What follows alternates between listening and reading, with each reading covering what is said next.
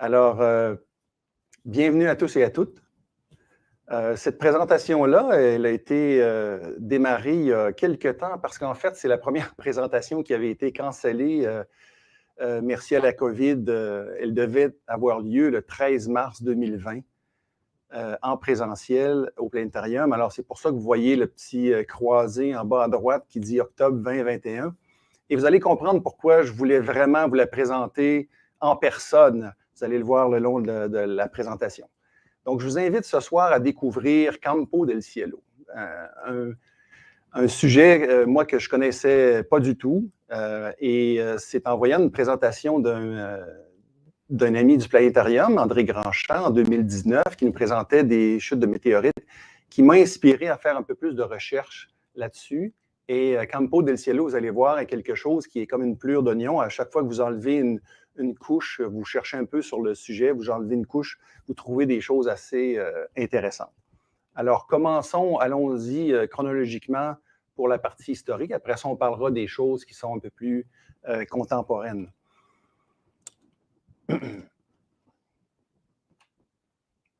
Alors, il faut vous placer, imaginez-vous que vous êtes dans ce qu'on appelle aujourd'hui le nord de l'Argentine et que c'est l'aube, vous vous réveillez.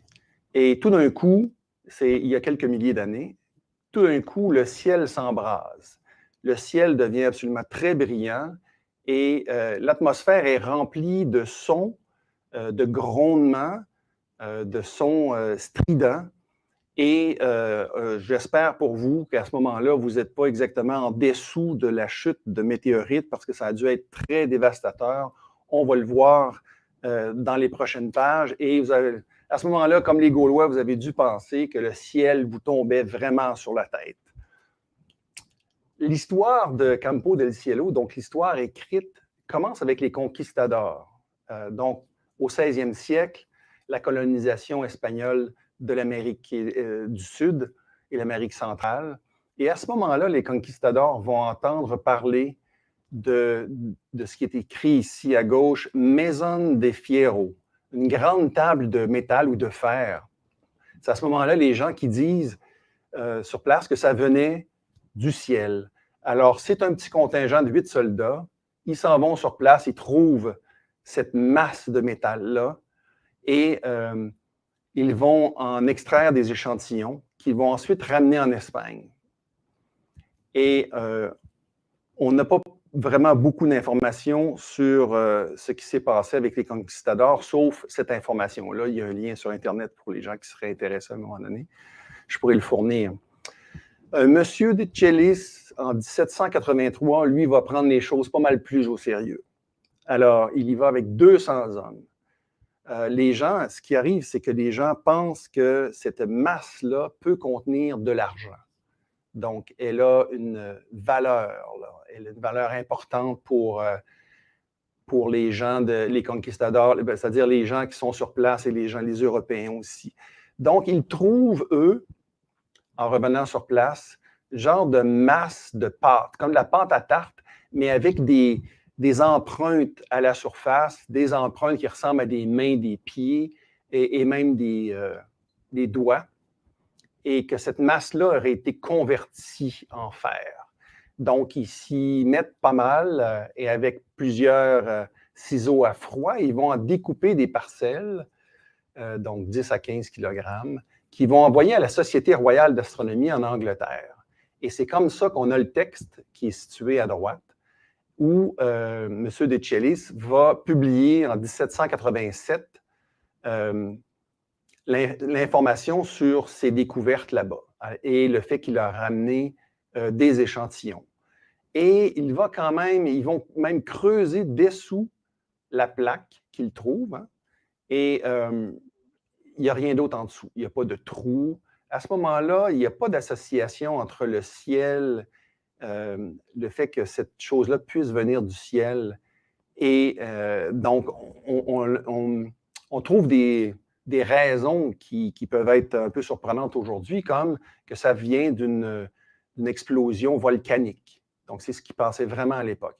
Il en prend des mesures et il estime que le poids de cette masse-là au sol, c'est pas rien, 66 000 livres. Donc, c'est gigantesque. Vous pouvez maintenant vous imaginer ce qui se passe avec les gens qui étaient sur place quand c'est tombé il y a quelques milliers d'années. Le problème, c'est que cette masse de métal, là, on ne l'a jamais revue depuis. C'est assez curieux. Là, on est en 1783. On n'a jamais revu cette masse ensuite. En 1799, un monsieur Proust va étudier les morceaux. Ce sont les échantillons qui ont été ramenés par l'expédition de quelques années avant. Et c'est la première fois que monsieur Proust, qui publie ici au Journal de physique, de chimie, d'histoire en français, c'est la première fois qu'on fait l'association avec du nickel. Donc, on découvre, oui, qu'il y a bien du fer, mais aussi du nickel associé. Donc, c'est ce que j'ai entouré en rouge. C'est la première fois qu'on détecte qu'il y a du nickel associé au fer. Et en faisant les expériences qu'ils pouvaient faire à l'époque, ils ne savent pas si c'est un ouvrage d'art ou de nature. Donc, on n'est pas sûr encore si c'est une chose naturelle, cette grosse masse de fer-là qu'ils ont trouvée. Et juste une petite note intéressante, on est juste après on est quelques années après la Révolution française, donc pour le calendrier, c'est le Thermidor an 7. J'ai pensé que ce serait intéressant de vous mentionner ça. Donc, ce sont des documents qui sont disponibles sur l'Internet, bien sûr.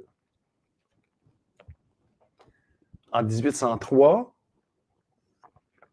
il va y avoir une équipe pas si grosse que ça, 8 hommes, Castellanos, Ojas et Rueda, qui ne retrouveront pas la plaque de fer. Par contre, ils découvrent quand même une météorite qu'on va appeler Runa Potico ou Otumpa, qui pèse à peu près 1000 kg et qui va se ramasser au Musée d'histoire naturelle de Londres, qui est encore là aujourd'hui. La photo de droite est contemporaine. Et ils en ont coupé un petit bout ici. Retenez ça parce qu'on va voir ça dans le futur. Et donc, on a quand même là des gros morceaux qui se rendent jusqu'en Europe. C'est assez important pour ça. Donc, 1000 kg déjà de trouver, mais aucune trace de la masse de fer Mesone de Fierro. En 1883, là, il va y avoir une autre exploration par M. Bosch et surtout son cartographe, M. Carranza, qui, lui, va faire pour la première fois une carte des explorations précédentes. Chelis, dont on a parlé tout à l'heure, Ibaron, on a passé par-dessus ça, et Castellanos, on vient juste d'en parler. Donc, lui va faire une très belle carte comme celle-là, avec un tracé de toutes les expéditions. Donc, on commence vraiment à avoir une histoire un peu plus riche. On commence à essayer de comprendre ce qui s'est passé et comment on peut faire avancer les choses pour raffiner notre compréhension de ce drôle de phénomène-là. Une petite note ici, cette carte-là elle est aux Archives générales de la Nation en Argentine, et la numérisation est une gracieuseté de 2 artistes. Retenez bien ces noms, Fajvovic et Goldberg. C'est eux qui m'ont fait parvenir ce scan-là à haute résolution, parce que je ne le trouvais pas sur l'Internet. Donc ici, pas de grande révélation avec cette exploration-là, de cette année-là. Cependant, dans la carte, vous remarquez ici le météorite de 1000 kg qu'on a vu dans la page précédente avec son bout coupé, c'est un peu bizarre. Et ici, une représentation stylisée de peut-être ce qui aurait eu d'allure pour la Mesone de Fierro qui est disparue. Là. Donc, cette carte-là va être importante pour les autres explorations qui vont venir ensuite. En 1926, on va avoir pour la première fois publié par un monsieur Neguera des coupes de certains des cratères qu'il trouve. Des cratères donc d'événements qui sont associés à cette chute de météorites-là. Alors, je vais faire un petit encart ici pour la nomenclature. Les météorites, ce sont les masses qui se promènent dans le système solaire, qui vont jusqu'au sol de la Terre, qui passent à travers l'atmosphère et qui vont jusqu'au sol de la Terre. Si la masse reste dans le système solaire dans une orbite. On va l'appeler, si elle est assez grosse, plus grosse que 10 mètres, de 10 mètres à 500 km, on va l'appeler astéroïde. Si cette masse-là est plus petite que 10 mètres, on va l'appeler météoride avec un D. Donc, si elle passe à travers l'atmosphère terrestre, par hasard, et elle tombe jusqu'à Terre, encore une fois, on l'appelle météorite avec un T, une météorite. Donc voilà, cette fois-là, en 1926, est publié des coupes de 3 cratères, entre autres. C'est la première fois que c'est publié. Alors, ça se raffine un petit peu. Ce qui est intéressant aussi dans cet endroit-là de l'Argentine, c'est une surface assez plate et donc qui permet de détecter s'il y a des renflements, s'il y a des cratères à la surface du sol. Et on va voir jusqu'à quel point ça se développe, cette théorie-là des cratères qui sont associés à des choses qui viennent du ciel. Ce n'est pas encore accepté pour l'instant. On est en 1926. En 1926 aussi, il va y avoir la publication qui va faire le résumé de toutes les autres recherches qui ont été faites avant. C'est vraiment la Bible de Campo del Cielo. Elle date quand même, et je n'en connais pas d'autres plus récentes. Et donc, à cette époque-là, on ne l'appelle pas Campo del Cielo, on l'appelle de la région, là, El Meteorito del Chaco. Chaco, c'est la région d'Argentine où ces trouvailles-là ont été faites. Donc, M. Alvarez a publié ce livre-là. Ça, je n'ai pas été capable de mettre ma main dessus. Ils existent là, vraiment juste en Amérique du Sud. Par contre, j'ai trouvé une traduction qui date des années 60 d'une section du livre. Et c'est là-dessus que je veux attirer votre attention, c'est sur la gauche, donc le texte. Bien sûr, vous pouvez lire en anglais plus rapidement que moi je peux parler.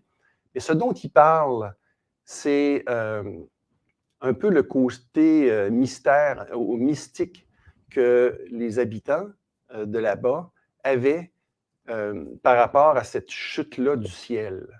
Donc, il parle du dieu du soleil et d'une mystérieuse masse de fer qui ils pensent que ça vient du soleil, donc de cette étoile magnifique.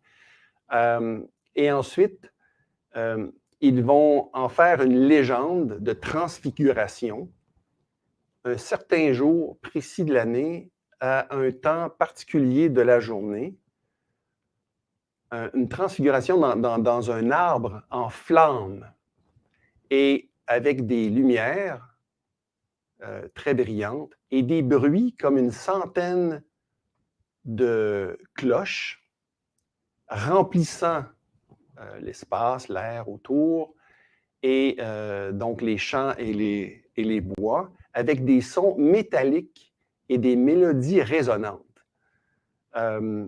Et on se prosterne avec révérence en adoration du soleil. Donc, on en avait fait vraiment une légende de cet événement-là qui a été passé donc verbalement à ces gens-là pendant des siècles et des siècles et des siècles, parce que l'histoire écrite commence seulement en 1576 avec les conquistadors. Donc, tout ça s'est passé à travers des millénaires de cette façon-là.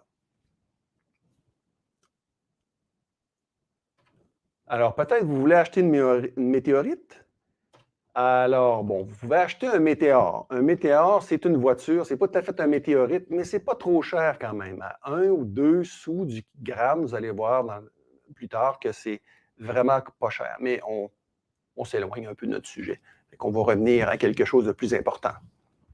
En 1961, un événement majeur dans la compréhension de Campo del Cielo va se passer. Le docteur Villa, ou la chercheuse Villa, va inviter un géologue américain, M. Cassidy, avec cette lettre-là qu'on peut retrouver, qui date de 61, juillet 61.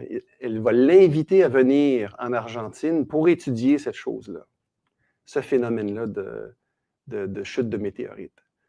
Alors, à l'époque, on n'est pas encore rendu sur la Lune, bien sûr. On voit bien que sur la Lune, il y a des cratères. On ne comprend pas encore très bien le mécanisme de création des cratères.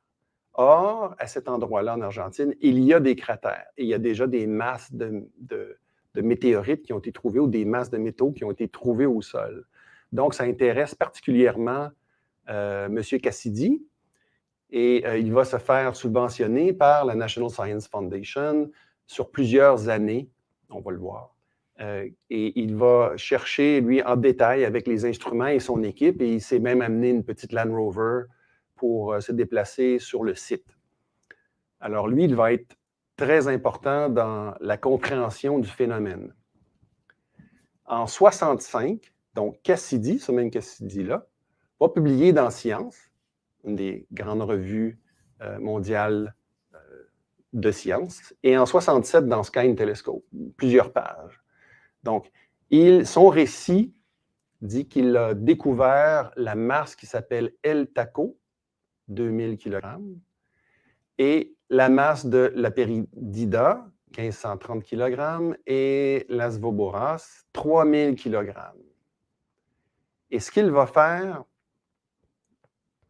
c'est que, il va après les avoir pesés, bien sûr, il va faire des dessins des cratères qu'il va le trouver, un petit peu comme les autres avaient fait avant. Mais lui, il va creuser, il va détecter avec des magnétomètres des masses qui sont sous le sol, il va prendre des photos aériennes et il va essayer aussi de cartographier jusqu'à quel point ou quelle est la surface où il y a des météorites dans ce coin-là. Et surtout, je pense, un des événements les plus importants, c'est qu'il va trouver du bois carbonisé sous la terre, près des masses de fer qu'il va trouver. Et il présume que ce bois carbonisé-là a été donc carbonisé au moment où la masse de fer est arrivée de l'espace, qu'elle a frappé le sol et est rentrée sous le sol. Donc, on lui assigne à ce moment-là une date d'il y a donc 5800 ans, plus ou moins 200 ans. Donc, on voit à peu près l'époque où c'est tombé.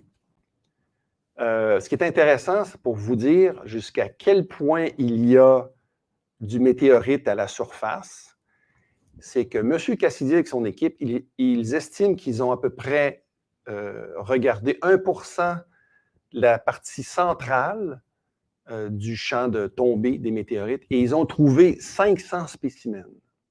Pas 10 ou 20, là, 500 spécimens de météorites sur cette petite surface-là. Alors, c'est pour vous dire l'importance de ce qui est tombé. Une des pièces, je remonte ici de 1, juste pour vous montrer la photo d'en bas, au centre. Ici, M. Cassidy se tient à gauche et il a le pied sur un météorite qui vient d'être sorti d'un trou ici. Cette météorite-là s'appelle El Taco. Donc, c'est celle ici, en haut à gauche, on a indiqué 2000 kg. Juste pour vous montrer ça, la prochaine page, on en reparle.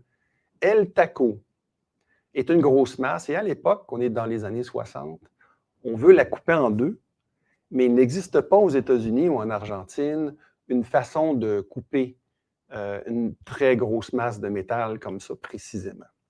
Elle est donc envoyée au Max Planck Institute en Allemagne, où elle est reçue avec beaucoup de détails. C'est noté avec beaucoup de détails dans un cahier. Et à ce moment-là, les Allemands prennent beaucoup de précautions avec cette grosse masse-là. Ils vont très bien la documenter. Surtout, ils vont documenter comment ils vont la couper en deux. Alors, on voit en bas la coupe. Et on voit qu'il y a des inclusions. Donc, c'est une masse de métal assez, on parle de 2000 kg quand même, avec des inclusions. À droite, on voit une photo de ce que représente cette masse-là par rapport à une personne. Déjà, c'est 2 tonnes, hein? C'est 2 tonnes métriques. C'est pas gigantesque, mais c'est très pesant. C'est du fer. On va voir une assez grande concentration de fer. On voit ici une photo de côté. Donc, c'est assez intéressant. La pièce est coupée en deux et une partie va retourner au Smithsonian aux États-Unis et l'autre partie va s'en aller retourner en Argentine, au pays d'origine. Il est important de se souvenir que cette pièce-là, c'est séparé en deux. Pour l'histoire future, on va en reparler un petit peu plus tard. Ça va être important. Ici, ce sont des films d'août 1969 où on découvre un autre, M. Cassidy et son équipe découvrent un autre fragment, beaucoup plus gros. C'est le deuxième plus grand météorite au monde qui s'appelle El Chaco. Je ne sais pas si vous entendez le son du film, c'est plus ou moins important, mais on a vu M. Cassidy là, sur le film de droite. Et sur la photo de droite, on voit M. Cassidy qui, lorsqu'ils ont commencé à découvrir le météorite, on le voit avec la pointe du météorite qui commence à sortir des tranchées. Là. Donc, 69, on continue de découvrir des grands morceaux de Campo del Cielo. Il va continuer de faire ses recherches et il va s'associer en 1971 avec Renard. Renard, il est, lui, à Carnegie Mellon. Et Renard va donner un coup de main au géologue Cassidy pour calculer les orbites possibles et y mettre la mathématique qu'il faut avec les connaissances qu'on a en 1971. Hein? Donc, on peut calculer la masse, la vitesse et les limites et les angles selon l'ablation, c'est-à-dire que le météorite qui rentre dans l'atmosphère terrestre rentre à des dizaines de kilomètres à la seconde, il va être en partie érodé par l'atmosphère. On va pouvoir calculer aussi la masse d'entrée versus la masse à l'impact.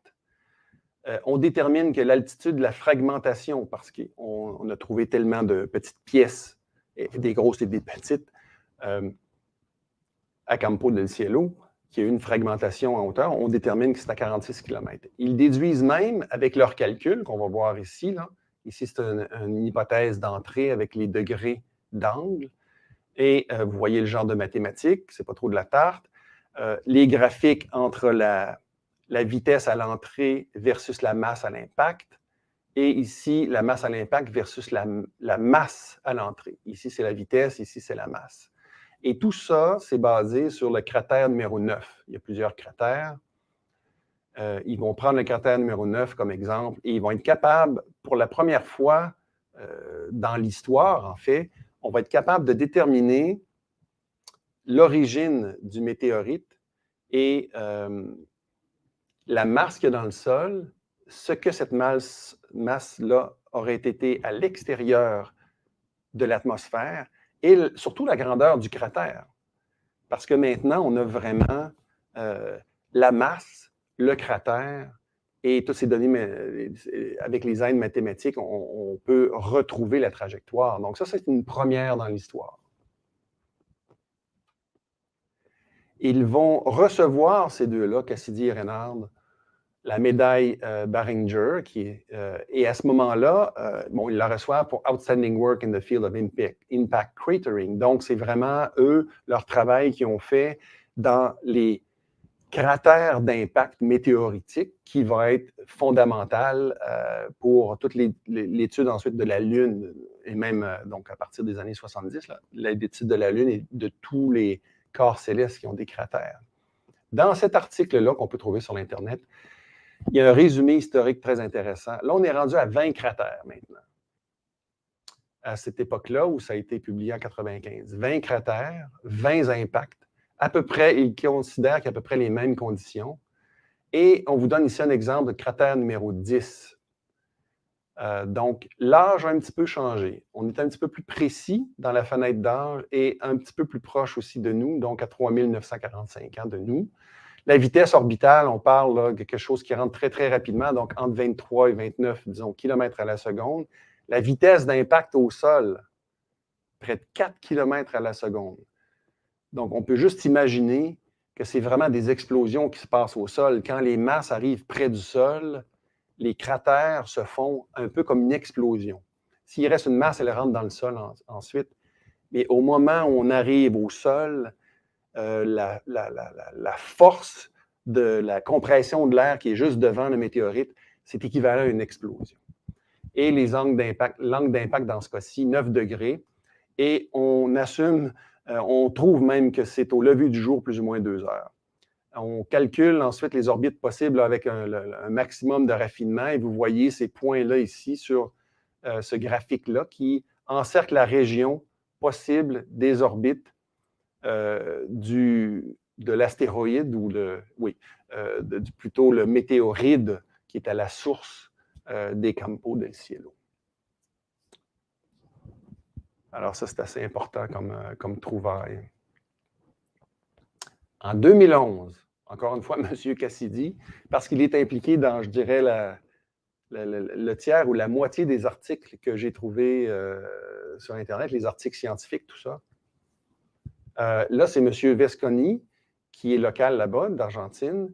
M. Cassidy vont faire une publication alors encore plus intéressante parce que, bon, il y a des graphiques à voir aussi. Donc, sur la gauche, 4 cratères, le 10, le 13, le 17 et le 6, où ils vont trouver les masses. Donc, les masses de météorites associées aux cratères. Encore une fois, ça, c'est unique à Campo del Cielo. Donc, vous voyez la forme du cratère ici en haut. J'espère que vous pouvez suivre ma souris. Ici, une forme très peu profonde présentement, mais il y avait une masse au fond aussi quand même. Le 17, encore une fois, un cratère assez faible. On va voir qu'ils peuvent ensuite déterminer la forme du cratère originel lors de l'impact. Il y a encore une masse ici. Alors, ce qui est intéressant, regardez sur la droite, donc 4 images topographiques. Ça, c'est la représentation, les mesures topographiques qui ont été faites sur place pour les 4 cratères. Et si je rajoute l'information magnétique, parce que c'est l'instrument principal pour essayer de détecter où sont les météorites, ce sont des météorites de fer. Donc, on peut les détecter avec un magnétomètre. Donc, l'information magnétique, ça donne ça. Donc, vous voyez qu'il y a des concentrations de magnétisme, mais ils ne sont pas au centre du cratère. Ça, c'est grâce aux masses qu'on a trouvées. Vous voyez ici, le maximum n'est pas au centre du cratère. Et donc, ici, on le voit bien aussi sur la gauche. Mais ça, ce n'était pas évident du tout dans les années 60.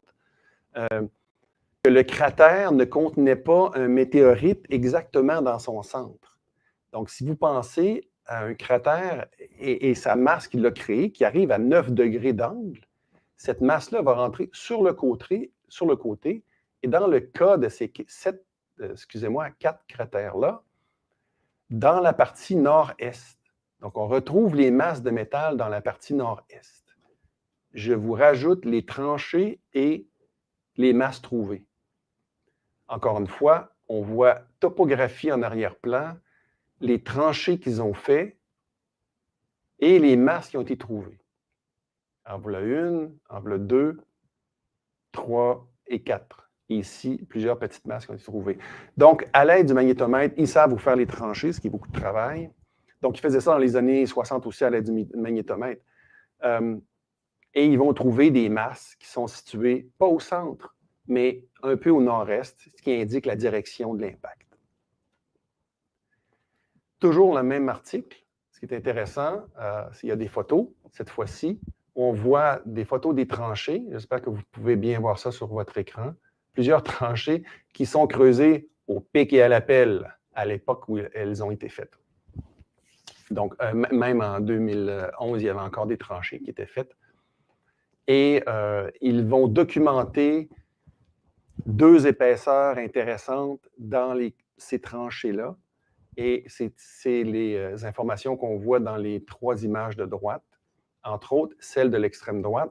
On voit la différence entre ce qui s'est déposé comme poussière après l'impact et ici en bas, vous voyez un petit peu plus foncé, ça c'est du sol qui a été compacté par l'explosion de l'impact, si vous voulez, du météorite pour créer ce cratère-là.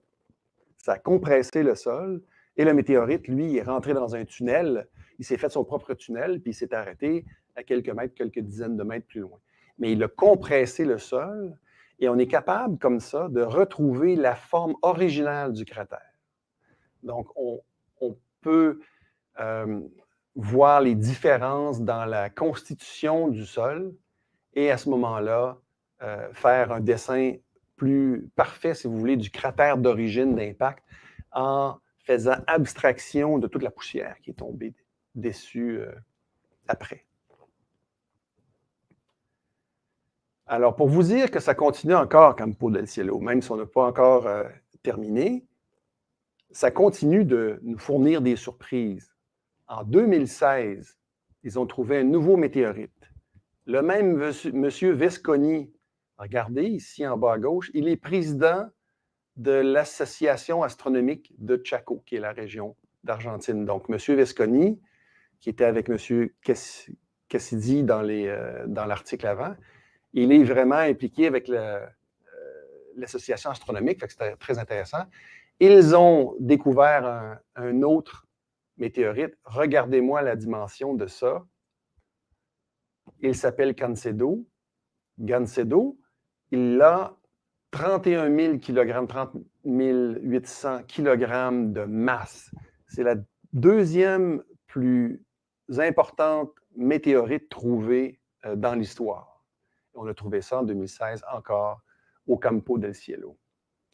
Le fameux fragment El Chaco qui avait été coupé en deux par M. Gassidy et l'Institut Max Planck en Allemagne est ici à droite en comparaison, presque aussi grosse que, excusez-moi, ce n'est pas El Chaco qui avait été découpé, c'était El Chaco. El Chaco, c'est une masse qui avait été découverte par Cassidy, mais il ne l'avait pas sortie du sol. C'est celle qu'on avait vue dans les films, excusez-moi.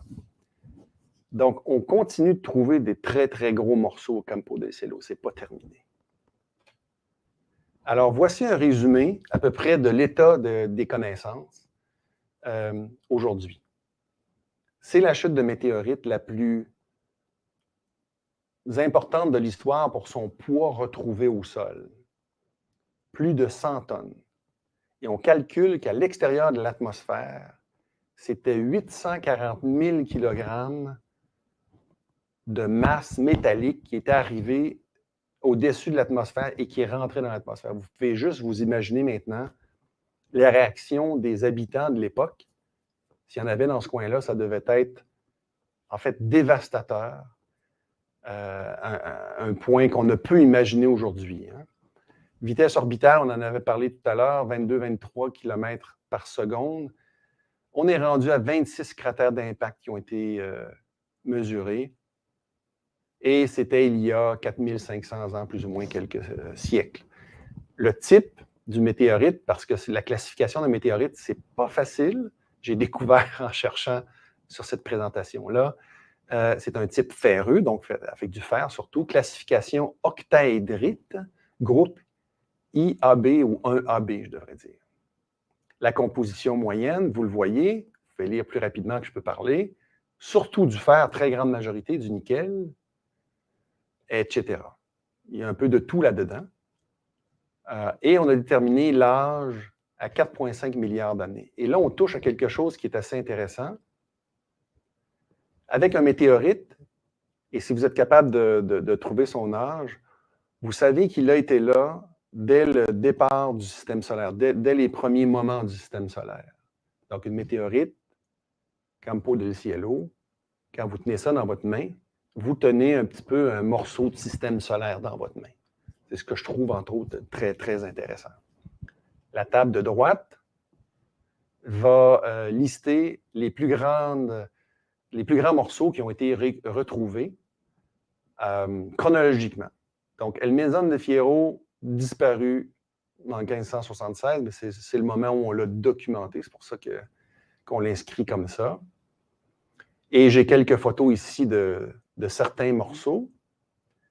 Vous voyez avec la chronologie, 69, ça c'est El Chaco, la grosse masse qu'on a vue, que M. Cassidy, là, il n'avait pas été capable de sortir du sol, il l'avait trouvé, mais il n'avait pas été capable de sortir du sol à sa découverte en 69.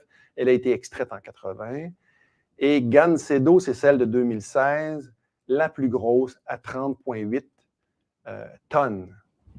Donc, c'est le deuxième plus lourd météorite le plus lourd au monde.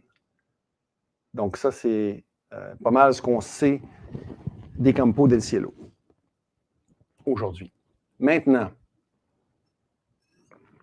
après avoir vu la présentation d'André en 2019, en juillet 2019, André Grandchamp du Planétarium, en juin 2019, je me dis, ce serait très intéressant d'en avoir un morceau. Je ne vais pas faire une collection, je veux juste avoir un morceau, un météorite, pour que je puisse partager un peu cet émerveillement-là que j'ai face à cette chute de météorite-là, Campo del Cielo. Je voulais qu'elle soit assez lourde pour être substantielle dans la main. Donc, Campo del Cielo, ça tombe bien parce que c'est métallique, mais pas trop lourde pour qu'on ne puisse pas la soulever facilement. J'imagine si j'avais pu mettre la main sur quelque chose de 50 livres ou 25 kilos, on ne peut pas la passer d'une personne à l'autre. Donc, et je voulais avoir une forme qui ressemble à quelque chose d'un peu extraterrestre. Je ne voulais pas avoir quelque chose qui ressemble seulement à une roche. Alors, j'ai commencé à chercher, j'ai trouvé sur eBay, mais avant d'acheter, j'ai demandé auprès de Pierre Lacombe si le vendeur qu'il y avait sur eBay était qu'est-ce qu'il en pensait de ce météorite-là. J'en ai identifié un. Et Pierre me dit, ben écoute, c'est le même vendeur qu'on a déjà utilisé, nous, pour acheter des météorites Campo del Cielo pour le Planétarium de Montréal. Donc, j'y ai été avec confiance. Donc, j'ai acheté un Campo del Cielo. C'était le météorite qui rencontrait toutes ces exigences-là. Et je vous présente le fragment que j'ai appelé El Dan Pro. Donc, voilà le fragment que j'ai acheté. Environ 8 pouces de longueur. Et c'est vraiment toute une masse. Ça pèse 5,1 kg. Alors, je vais vous le montrer. Alain, si tu veux, s'il te plaît, mettre mon écran au maximum. Oui. Alors, voici ce de quoi a l'air El Dan Pro. J'espère que vous le voyez bien. OK. Voilà. Ah, il y a une forme assez intéressante avec des trous qui s'appellent des régmaglyptes et qui sont le résultat de la friction avec l'atmosphère terrestre lorsque cette masse de métal-là est entrée. Et avec sa forme, et c'est justement ces régmaglyptes-là, on peut dire que cette masse-là, elle était de cette forme-là lorsqu'elle est rentrée dans l'atmosphère. Elle s'est usée un peu dans l'atmosphère et il y a eu ces creux de fait-là dans le météorite. Mais ce n'est pas, disons, un fragment d'un morceau qui serait tombé au sol et qui aurait, disons, rebondi à la surface. Ça a vraiment rentré dans l'atmosphère comme ça. Alors, voilà la raison pourquoi je voulais faire cette présentation-là en présentiel depuis l'an passé, mais ça ne sera pas possible. Je voulais vraiment vous faire circuler ça dans la salle. Je voulais que vous puissiez tous et toutes tenir un petit morceau extraterrestre dans vos mains. C'est un petit peu le but. On ne peut pas le faire, puis on n'aurait pas pu le faire pour des mois, je pense, se passer un gros morceau de métal à plusieurs dizaines de personnes. Mais voilà mon petit morceau de Campo del Cielo et j'espère pouvoir le partager avec vous à un moment donné dans une réunion, une présentation au Planétarium dans le futur. Revenons à la présentation, s'il te plaît, Alain. Oui, c'est correct. OK, merci. Alors, j'ai même fait des petits tests d'impact météoritique. J'étais tellement excité avec mon météorite. Allez, tac! Donc, j'ai fait mes propres tests. Je n'ai pas réussi à percer la croûte terrestre. Mais c'était très agréable. C'était sur une plage de la Côte-Nord. Regardez-moi ça au ralenti. C'est fantastique. Donc, j'ai eu beaucoup de plaisir avec mon météorite. Ça ne l'a pas du tout endommagé. Lui, il avait survécu à une dizaine de kilomètres à seconde dans l'atmosphère et une couple de kilomètres à seconde dans le sol de l'Argentine, non, ça l'a pas endommagé. Par contre, oui, c'est ça, il y avait un petit peu de sable, il fallait l'enlever. Alors, j'ai appris des choses assez intéressantes sur ce fragment-là. Quand je l'ai reçu, j'ai eu ce petit carton, comme un certificat d'authenticité, si vous voulez. Et sur ce petit carton-là, qui est signé du vendeur sur eBay, un monsieur Lacroix de Géode, c'est aux États-Unis, il y a comme information que ce spécimen-là avait été trouvé par Rock Gems. Non, Rock Gems, je ne sais pas c'est quoi. J'écris à M. Lacroix qui me répond. Rock Gems, en fait, ça aurait dû être un M ici, je m'excuse, Rock Gems. Donc, une compagnie avec 2 propriétaires, Vince Pellerin et José Giugiari. Intéressant. J'essaie de les trouver sur Internet. Je trouve cette photo-là. Donc, voilà nos deux amis qui ont été trouver beaucoup de pièces de Campo del Cielo en Argentine et qui ont mis ça sur le marché. Donc, M. Pellerin est à gauche. Je continue mes recherches. J'essaie de trouver un contact juste pour avoir plus d'informations. Moi, je pense que mon fragment de météorite est assez intéressant pour essayer d'en savoir un petit peu plus.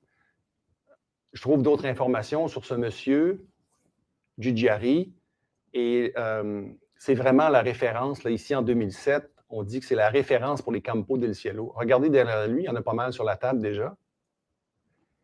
Cependant, il n'existe rien sur lui que j'ai trouvé sur l'Internet. Aucune adresse, aucun contact, aucune autre mention de cette personne-là. Cependant, je cherche pour Vince Pellerin et je trouve cette photo-là. M. Pellerin a amené en 2013 un très gros fragment de Campo del Cielo à une exposition de minéraux aux États-Unis. Là-dedans, je trouve aussi qu'il a été le secrétaire d'une association en Californie pour les minéraux, les météorites, des choses comme ça. Donc, j'essaie de le contacter par courriel parce qu'il a son adresse dans les procès-verbaux de l'association. Il y a son adresse courriel. J'ai réussi à le contacter. Alors, M. Pellerin, entre autres, a des ancêtres qui viennent de la Nouvelle-Écosse en 1655, ça savait ça. Donc, je lui ai dit, vous avez un nom qui ressemble à du français. Il me confirmait ça. Mais, pour en revenir aux météorites, je lui ai demandé si le météorite avait été traité d'une façon particulière. Et ce qu'il me dit, ici sur la gauche, c'est qu'ils ont été brossés avec donc une brosse de métal, avec une brosse avec des tiges de métal. Et ensuite, il a été traité avec un anti-rouille. Et c'est ce qu'on a dans le centre ici, le Extend, là, Rust Treatment, c'est du Loctite. Ça se vend en bonbonne comme ça. Et il dit qu'il a été un des premiers à faire ça. Ça protège, j'imagine que ça fait comme une couche d'oxyde sur le dessus du météorite en fer, et ça le protège de rouiller plus. Donc, on le brosse, on le met à vif, le plus à vif sur le fer, et ensuite, on le traite anti-rouille. Et il dit, ici un peu plus loin dans son courriel, premier courriel, que la plus grosse masse qu'ils ont trouvée, c'est 800 kg. C'est pas rien, là. Ils en ont trouvé beaucoup. Ils ont été là pendant 3 semaines, entre autres, cette fois-là. Et ils en ont acheté pour 50 kilos, en bas ici, 3 $ par kilo. Ça leur a coûté 150 $. Ils l'ont revendu assez rapidement, en 1 mois sur eBay, pour 4 000 $. C'est pour vous dire, ils ont fait une petite fortune avec ça. Il dit aussi que les activités ont arrêté en 2007. Oh, vous allez voir pourquoi tantôt. Et José lives in Paraguay now. I have lost contact with him. Donc, j'espère qu'il est encore vivant, M. José. Mais on ne sait pas où il est. Vince Pellerin m'envoie aussi des photos. Un paquet de photos. Il était très gentil. Et il a dit qu'il ne voulait pas me donner d'informations supplémentaires sur mon météorite à moi. Mais on le voit, là, il tient des morceaux assez gros. Et regardez-moi cette photo-là qui est agrandie, la dernière, une table de météorites. Quand je pensais que mon météorite était un peu spécial à cause de sa dimension, c'est pas vraiment ça.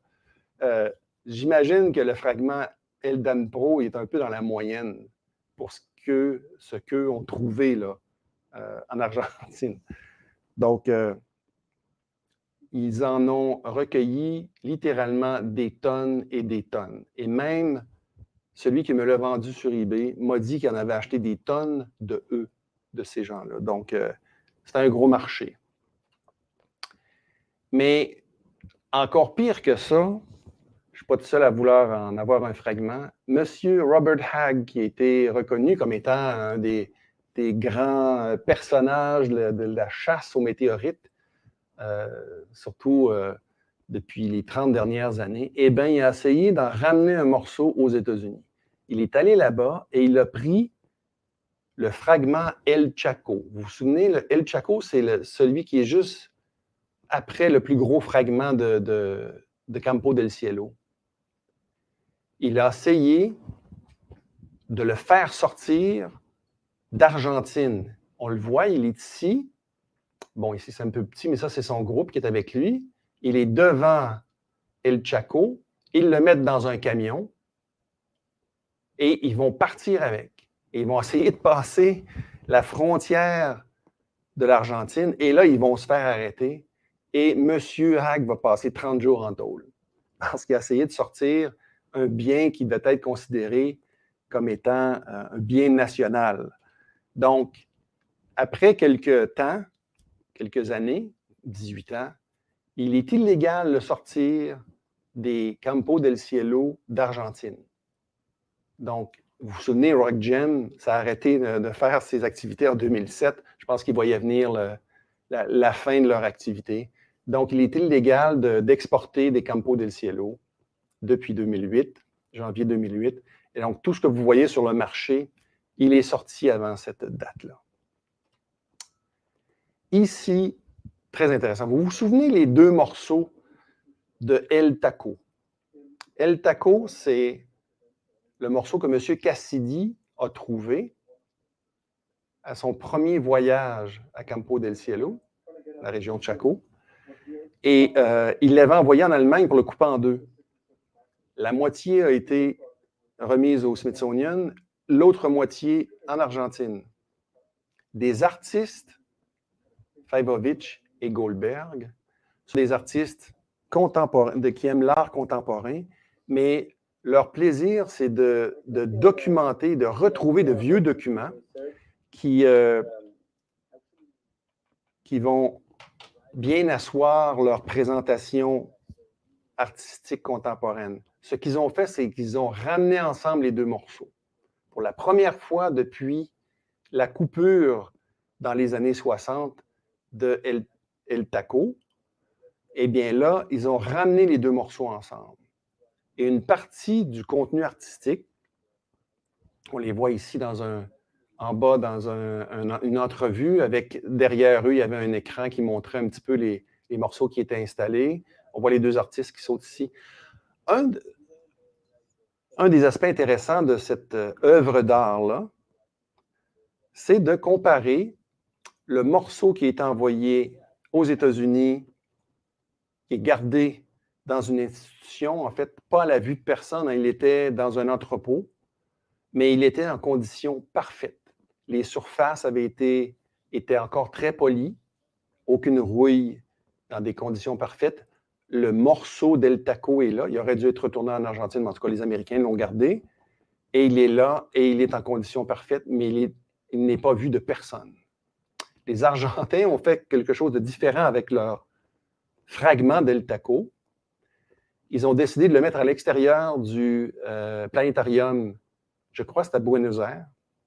Donc, le planétarium d'astronomie de Buenos Aires a le fragment qu'on voit à droite ici de El Taco, qui est laissé aux éléments.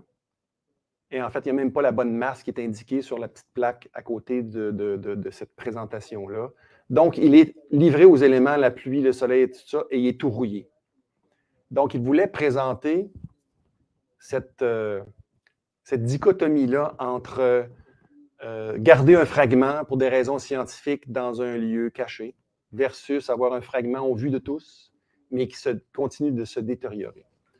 Et c'est grâce à eux que j'ai acheté leur livre. Voilà ma copie.